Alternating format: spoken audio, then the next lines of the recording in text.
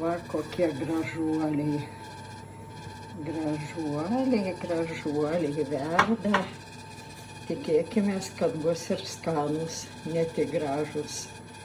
Nu, gerų pietukų ir jums. Kas ką gaminat? Kas dešrelės verdat su kopūstais, raugintais, troškintais. Kas sultinuką. O pas mus ką? Du puodai.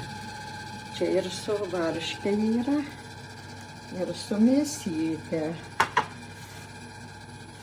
Tai va, lauksim svečių. Spėjom kaip tik ant 1 valandos. O lauke saulutė, žiūriu, kaip smagu.